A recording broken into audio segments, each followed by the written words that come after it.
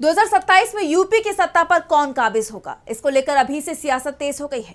इसी सिलसिले में सपा प्रमुख अखिलेश यादव ने चुनाव प्रचार का आगाज किया और बीजेपी सरकार पर जमकर हमला बोला। उन्होंने कहा कि बीजेपी की रैलियों में भीड़ बुलानी पड़ रही है, जबकि यहां जन सैलाब उमड़ पड़ा है। अखिलेश ने बीजेपी को नकारात्मक और विभाजनकारी दल करार देते हुए कहा कि सत्ता पक्ष ने केवल कागजी विकास किया है और कहा कि इस बार बीजेपी की यूपी और दिल्ली दोनों जगहों से विदाई तय है।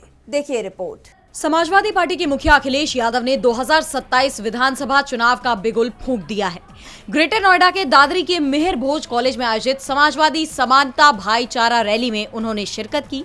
सम्राट मेहर भोज की प्रतिमा पर माल्यार्पण कर अखिलेश ने सीधे तौर पर पीएम मोदी और सीएम योगी पर कड़ा हमला बोला। अखिलेश ने कहा कि बीजेपी की रैलियों में भीड़ बुलाई जाती है, जबकि सपा की रैली जनता का सैलाब है। उस रैली में लोग आए नहीं थे,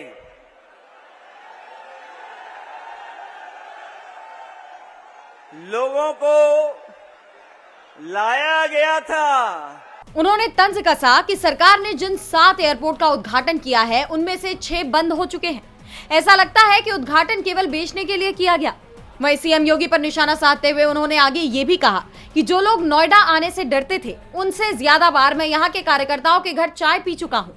नोएडा, ग्रेटर नोएडा मेट्रो सपा सरकार की देन है। अखिलेश ने आगे कहा कि पीडीए यानी पिछड़ा, दलित, अल्पसंख्यक का अपमान करने वालों को सत्ता से बाहर किया जाएगा। उन्होंने इसे एक सामाजिक आंदोलन बताया और कहा कि संविधान ही 95% आबादी का रक्षक है। अपनी बात जारी रखते हुए अखिलेश ने योगी सरकार के 50 लाख करोड़ के एमओयू को कागजी बताया और कहा कि युवाओं को नौकरी के नाम पर केवल धोखा मिला है। सपा सरकार आने पर युवाओं को ट्रेनिंग और रोजगार दिया जाएगा। अखिलेश ने दावा किया कि बीजेपी की यूपी के साथ साथ दिल्ली से भी छुट्टी होनी तय है। बीजेपी की उत्तर प्रदेश से छुट्टी होकर के दिल्ली से भी छुट्टी होना तय है। सपा के इस धमाकेदार आगाज से बीजेपी खेमे में खलबली मच गई है। अब इस रैली का कितना फायदा पार्टी को मिलता है, ये देखना होगा। डीबी लाइव की रिपोर्ट।